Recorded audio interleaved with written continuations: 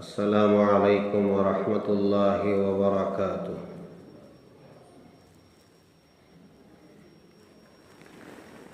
الحمد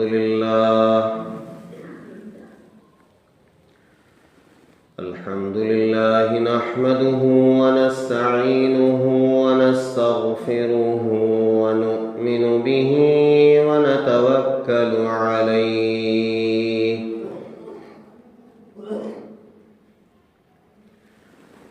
ونعوذ باللہ من شرور انفسنا ومن سیئات اعمالنا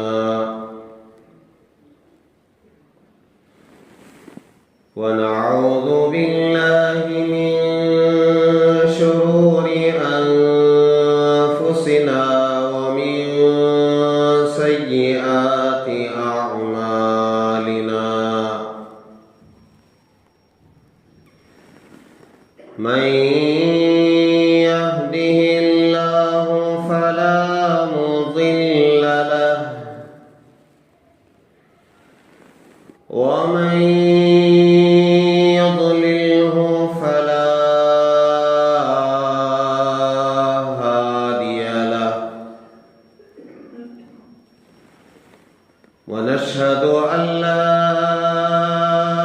إله إلا الله وحده لا شريك له ونشهد أن سيدنا ونبينا ومولانا محمدا عبده ورسوله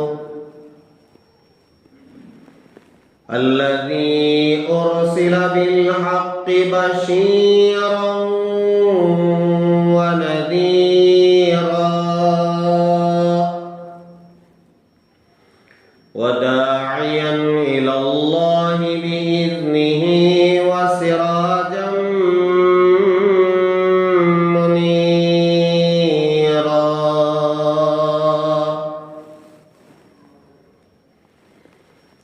أما بعد فقد قال الله تبارك وتعالى في القرآن المجيد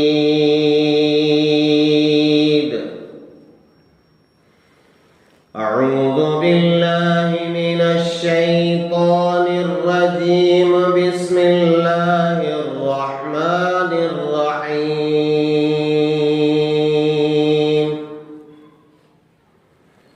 وإذا سألك عبادي عني فإني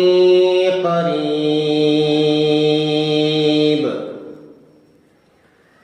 أجيب دعوة الداع إذا دعان فليستجيبوا لي وليؤمنوا بي لعلهم يرشدون۔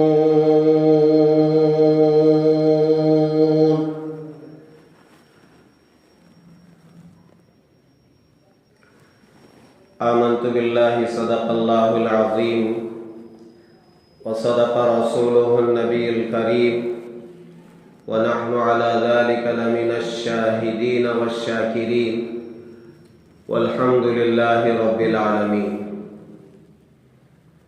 بزرگان محترم،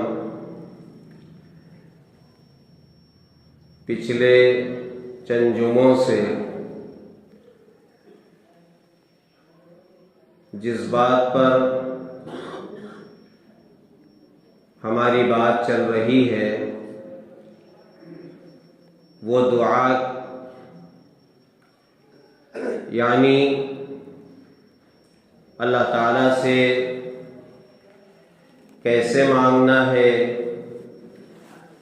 اس کے لیے کیا شرائط ہے، آداب ہے، اور مانگنا ہے تو کس سے مانگنا ہے، یہ چند ضروری باتیں ہیں جو گزشتہ چند جمعوں سے کہی جا رہی ہے، سنی جا رہی ہے۔ گزشتہ جمعہ میں نے عرض کیا تھا کہ دعا کی قبولیت کے کچھ شرائط ہیں، کچھ آداب ہیں جن کی رعایت بہت ضروری ہے، جن کا خیال کرنا بہت ضروری ہے۔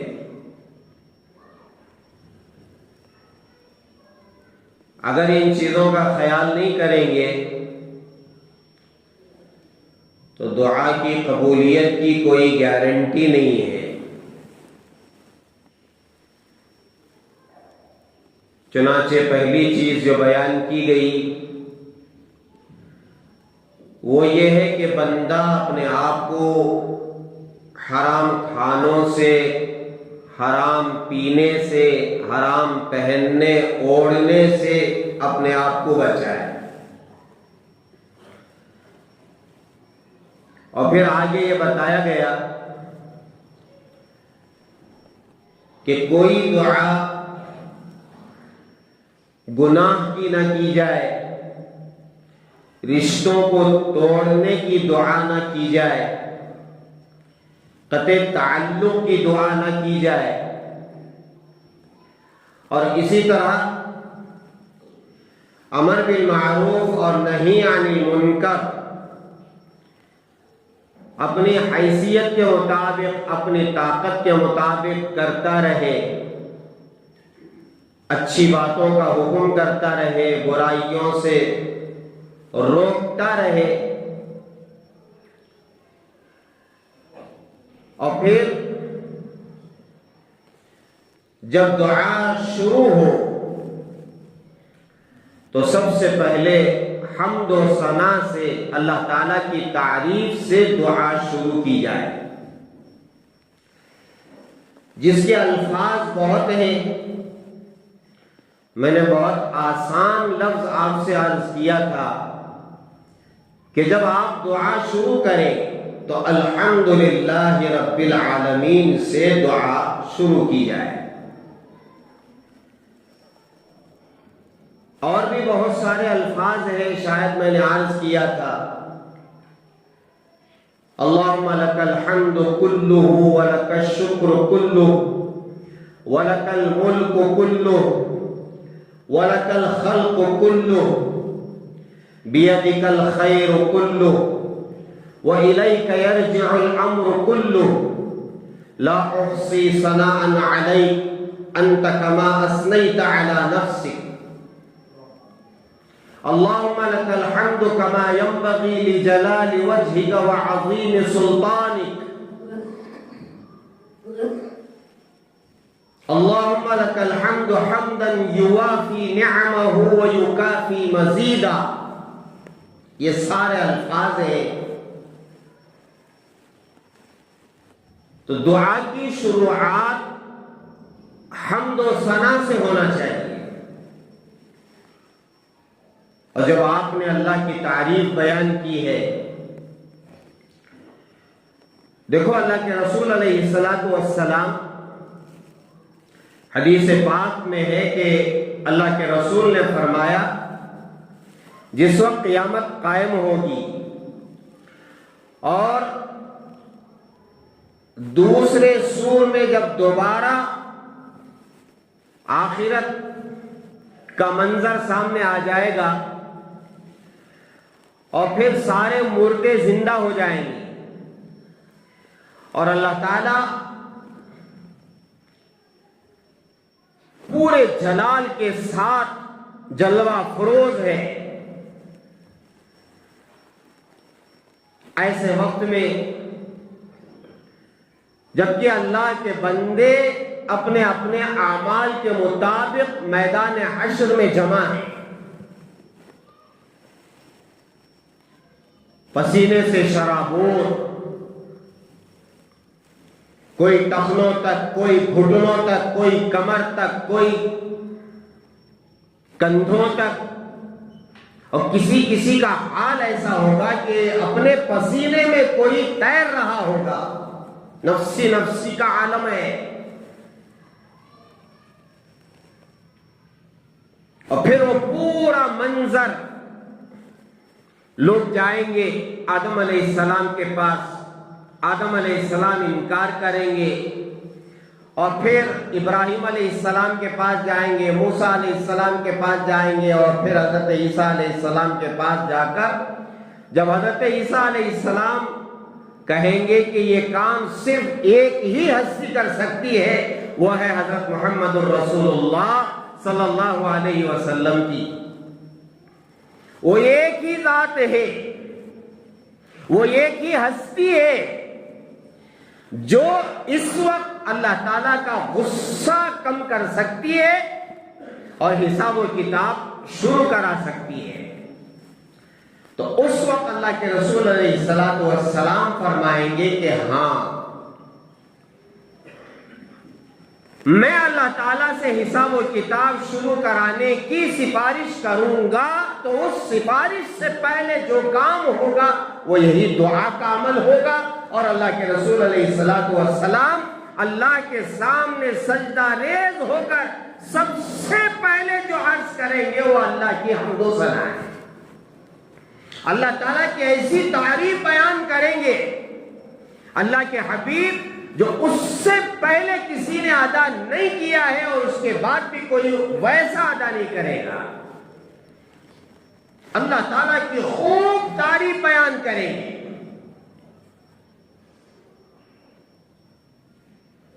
اور یہی عمل دعا سے پہلے ہونا چاہیے۔ دعا کی شروعات حمد و ثنا سے ہو۔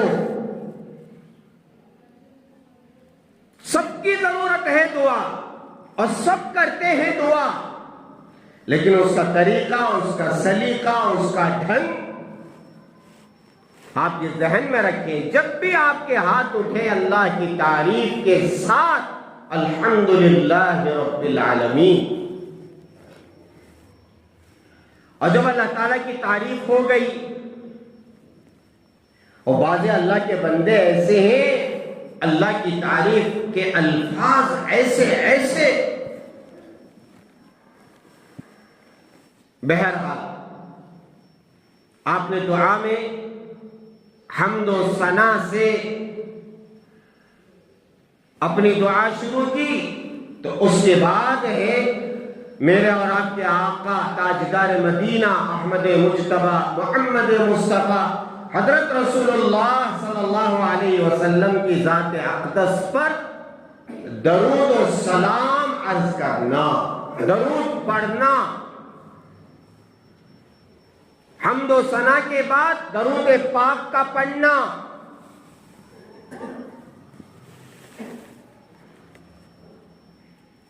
فرمایا کہ درود ایک ایسی دعا ہے جو اللہ کے دربار میں قبول ہو چکی ہے۔ درود ایک ایسی دعا ہے جو اللہ کے دربار میں قبول ہو چکی ہے، چاہے آپ جن الفاظ سے آپ درود پڑھیں، سلام پڑھیں۔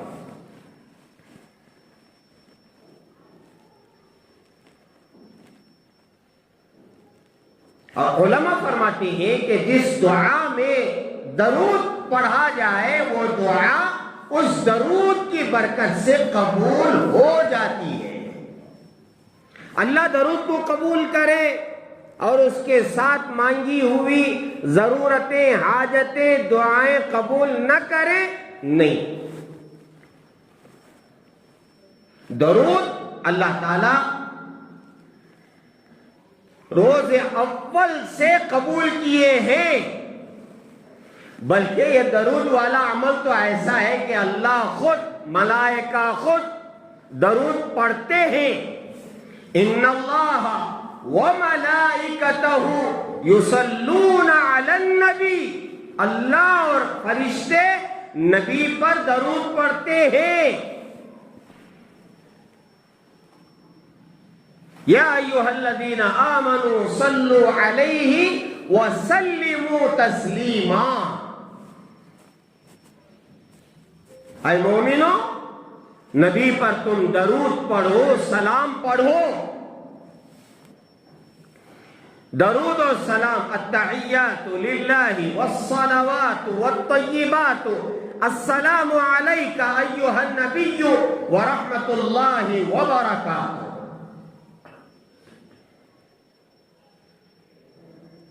صحابہ نے پوچھا تھا کہ اللہ کے حبیب آپ کے اوپر درود پڑھنا تو ہمیں آتا ہے، درود ابراہیم جو ہے اللہم صلی علی محمد وعلی آل محمد کما صلیت علی ابراہیم وعلی آل ابراہیم انک حمید مجید اللہم بارک علی محمد وعلی آل محمد کما بارکت علی ابراہیم وعلی آل ابراہیم انک حمید مجید. یہ نماز میں پڑھی جانے والی دعا ہے، درود ہے. تو صحابہ نے عرض کیا کہ اللہ کے حبیب ہمیں تو معلوم ہے کہ درود کیسے پڑھنا ہے، آپ پر سلام کیسے پڑھیں؟ تو آپ نے یہ الفاظ عرض کیے تھے کہ التحیات للہ والصلوات والطیبات السلام علیک ایھا النبی ورحمۃ اللہ وبرکاتہ. تو جو الفاظ آپ کو یاد ہے درود کے وہ پڑھیں. صلی اللہ علیہ وسلم یہ بھی ایک درود ہے.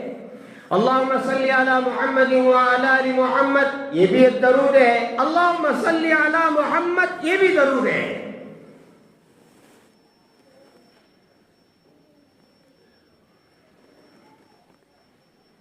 ایک درود ہے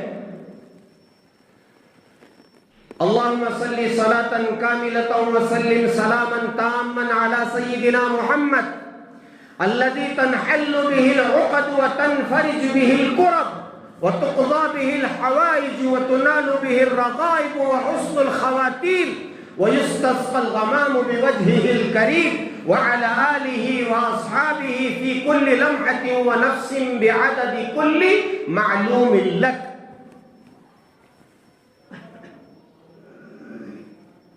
یہ بھی ایک درود ہے، درود ناریہ. بڑے فضائل ہیں اس کے.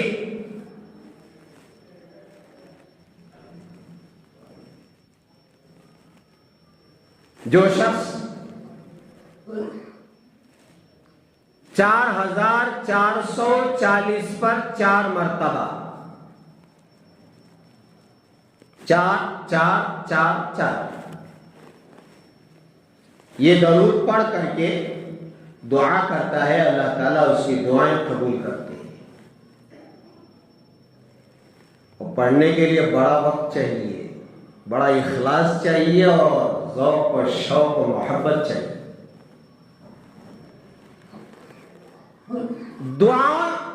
دعاؤں میں درود. اور سنو، درود کی بات آئی تو کل میں نے ایک حدیث سنی، جو شخص صبح اور شام 10 مرتبہ درود پاک پڑھے گا اس پر رحمت دو عالم صلی اللہ علیہ وسلم کی شفاعت واجب ہے. آپ سے بھی میں عرض کروں گا کہ صبح میں 10 مرتبہ، شام میں 10 مرتبہ، جو آپ درود پڑھنا چاہیں 10 مرتبہ ضرور پڑھیں. اللہ کے رسول علیہ الصلوۃ والسلام کی شفاعت آپ پر واجب ہے. جو الفاظ آپ کو یاد ہیں، صلی اللہ علیہ وسلم، صلی اللہ علیہ وسلم، صلی اللہ علیہ وسلم، بیٹھ کر کے 10 مرتبہ پڑھیں. کہ میرے حبیب، میرے نبی اور رسول جن کا میں امتی، یہ میرے حق میں شفاعت کریں گے. اس نیت کے ساتھ میں بہت آسان عمل آپ کو بتا رہا ہوں. دیکھو، 2 چیزیں ایسی ہیں جو سب کو کام آتی ہیں، سب کو کام آتی ہیں. دیندار کو بھی کام آتی ہیں، بے دین کو بھی کام آتی ہے. وہ کیا ہے؟ ایک استغفار ہے، دوسرا درود پاک ہے.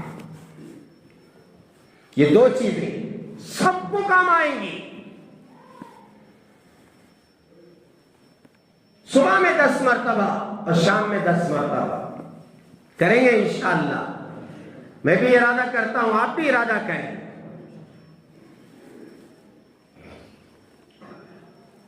تو حمد و ثنا ہو گئی دعا میں اور درود پاک.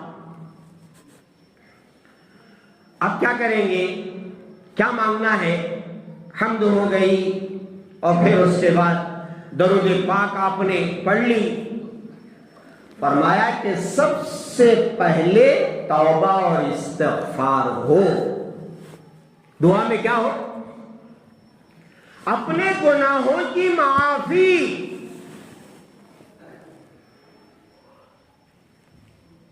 توبہ استغفار، اپنے گناہوں کو بخشوانا، یہ اہم عمل ہے دعا کا. جو ضرورتیں ہیں آپ کی وہ بعد میں، سب سے پہلے حمد و درود کے بعد اپنی مغفرت مانگیں. کیوں؟ اس لیے کہ ہم تو سراپا گنہگار ہیں، سر سے لے کر پاؤں تک ہمارا ہر عضو گناہ میں ڈوبا ہوا ہے. کیا آنکھ، کیا کان، کیا زبان، کیا ہاتھ، کیا پیر، کیا دل و دماغ گناہوں میں لت پت ہے. ان گنہگار ہاتھوں، پیروں، آنکھوں، کانوں، زبان اور پھر اس پورے جسم کے ساتھ آپ جائیں گے معافی اپنی ضرورتیں مانگنے. کہیں ایسا نہ ہو کہ ہمارے گناہوں کی وجہ سے ہم مردود ہو جائیں، ہماری دعائیں رد ہو جائیں. اس لیے علماء فرماتے ہیں کہ سب سے پہلے اپنی معافی طلب کرو. آپ نے سنا بھی ہے جب عربی دعا ہو جاتی ہے تو سب سے پہلے یا اللہ ہماری مغفرت فرمائیے، یا اللہ امت کی مغفرت فرمائیے، والدین کی مغفرت فرمائیے، یہ دعائیں ہوتی ہیں. عربی میں، فارسی میں، اردو میں، نثر میں، نظم میں، اشعار میں، جس میں آپ اللہ سے معافی مانگنا چاہیں مانگیں. یا الہی عبدک العاصی اتاک مقرا بالذنوب وقد دعاک وان تغفر فانت ذاک اہل وان تطرد فمن یرحم سواک. دعا کرنے والوں نے ان الفاظ کے ساتھ اپنی مغفرت اللہ سے مانگی ہے. یا الہی عبدک العاصی اتاک، کے یا اللہ یہ گنہگار بندہ تیرے پاس آیا ہے، مقرم بالذنوب وقد دعاک، اپنے گناہوں کا اقرار کرتے ہوئے یا اللہ تجھے پکار رہا ہے. وَإِن تَغْفِرْ فَأَنْتَ ذَاكَ أَهْلٌ، یا اللہ اگر تو معاف کر دے تو ہی معاف کر سکتا ہے. وَإِن تَدْرُدْ فَمَن يَرْحَمْ سِوَاكَ، یا اللہ اگر تو دھتکار دے، رد کر دے، یا اللہ کون سا در ہے تیرے در کے علاوہ جہاں میں جا کر کے سر جھکاؤں اور معافی مانگوں. ان الفاظ کے ساتھ اللہ سے معافی طلب کرنے والوں نے معافی مانگی. کریمہ ببخشائے برحال ماں کہ ہستم اسیر کمند ہوا، ندارے میں غیر است فریاد رس، تو ہی آسیارا خطا بخش بس. یہ فارسی الفاظ ہیں. اے کریم آقا ہمارے حال پر رحم کیجئے اور معاف کیجئے. فریاد کا سننے والا تیرے علاوہ ہم کسی کو نہیں جانتے، نہیں سمجھتے. فریاد تو ہی سنتا ہے.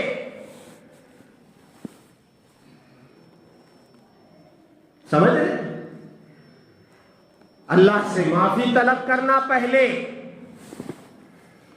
اور صرف اپنی معافی نہیں دی. سنو، ابدال بننا چاہتے ہو تو بہت آسان طریقہ ہے. دنیا میں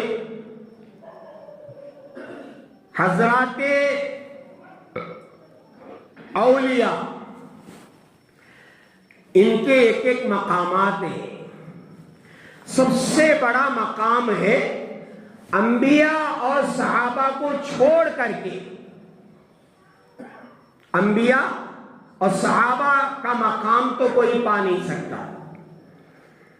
اس کے علاوہ جو اولیاء کے درجات ہیں، اس میں سب سے بڑا مقام ہے غوث کا. غوث اعظم جسے کہتے ہیں. اور پھر ہے اس کے بعد ابدال ہے، قطب ہے، قطبہ ہے، نجبہ ہے، اور پھر اس کے بعد اولیاء ہے. فرمایا کہ ہر ہمیشہ ایک غوث پوری کائنات میں رہتا ہے جو غوث کا مقام حاصل کیا ہوا ہوتا ہے. اب وہ کون ہے؟ اللہ کے علاوہ کوئی نہیں جانتا. اور پھر اس کے بعد قطب ابدال ہے، ان کی گنتی بھی ہے. اور قطب میں دو طریقے کے قطبہ رہیں گے، ایک بولنے والا اور پھر ایک خاموش توجہ ڈالنے والا. دو قطب رہیں گے، ایک غوث، دو قطب. پوری کائنات میں، دنیا میں. اور پھر اس کے نیچے ابدال ہے، شاید وہ 7 رہیں گے یا 6 رہیں گے. اور پھر اس کے نیچے ہیں حضرات اولیاء، نجبا اولیاء، جو 40 اولیاء دنیا میں ہر ہمیشہ 40 اولیاء پکے رہتے ہیں. جب ان میں سے کسی کا انتقال ہوتا ہے تو مومنین مومنات میں سے اللہ تعالیٰ کسی کو وہ مقام عطا کر کے 40 پر کر دیتے ہیں. پھر نجبہ میں سے کسی کا انتقال ہوتا ہے تو اولیاء میں سے کسی کو کا مقام بڑھا کر کے اللہ نجبہ میں داخل کر دیتا ہے. اور پھر ابدال میں کسی کا انتقال ہوتا ہے تو نجبہ میں سے اللہ چن کر کے ابدال بنا دیتا ہے. ابدال میں سے قطب میں سے کسی کا انتقال ہوتا ہے تو ابدال میں سے اٹھا کر کے اللہ تعالیٰ قطب بنا دیتے ہیں. اور اگر غوث کا انتقال ہوتا ہے تو ان 2 قطبہ میں سے کسی کو اٹھا کر کے غوث بنا دیتے ہیں. اور دنیا انہی کے طفیل چل رہی ہے. ایک ظاہری نظام ہے، پرائم منسٹر ہے، اور پھر اس کے بعد جتنی ریاستیں ہیں وہاں سی ایم ہے، اور پھر اس کے نیچے ایم ایل اے ہے، پھر کونسلر ہے. اور یہ جو نظام ہمارا ملک کا، کنٹری کا جو ظاہر میں چل رہا ہے، یہ ظاہر میں چل رہا ہے، لیکن اصل میں جو دنیا چل رہی ہے ان حضرات اولیاء کے ذکر و اذکار سے، ان کی توجہ سے، ان کے رونے سے، ان کے گڑ گڑانے سے دنیا چل رہی ہے.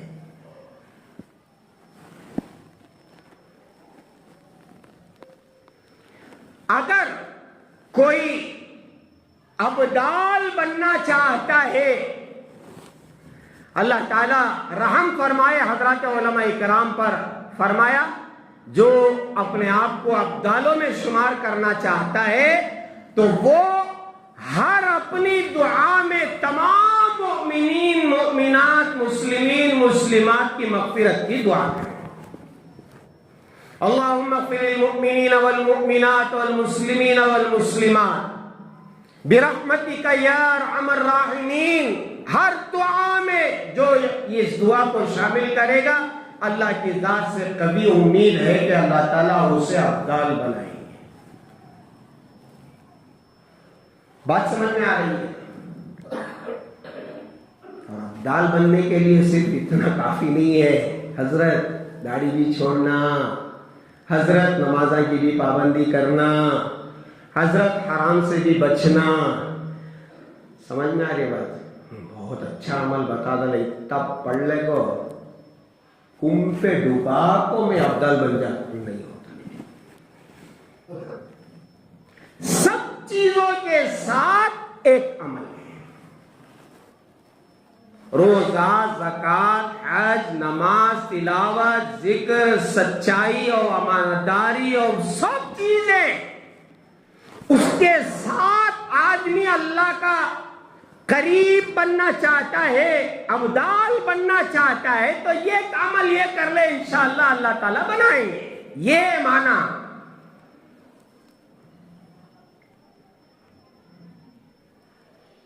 ہم مسلمان کیا کرتے ہیں؟ خاص مقام، وقت، ایک خاص عمل کر کے اب سمجھ جاتے ہیں کہ بس میں بڑا تیر مار چکا ہوں اور میرے اوپر جنت واجب ہے.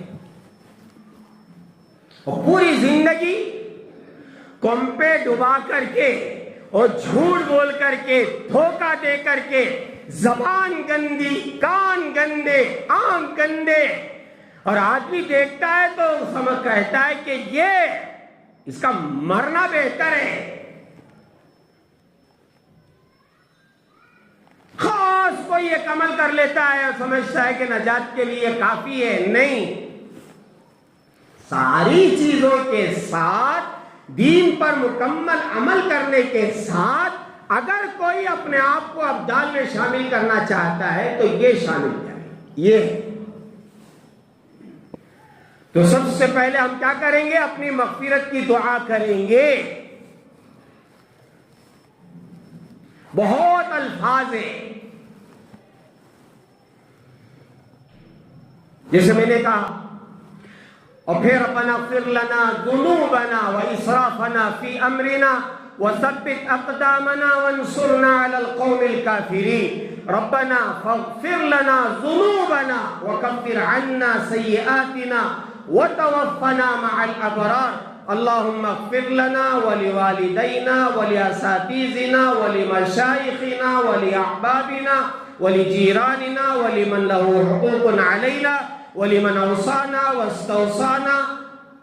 یہ ساری مغفرت کی دعائیں ہیں.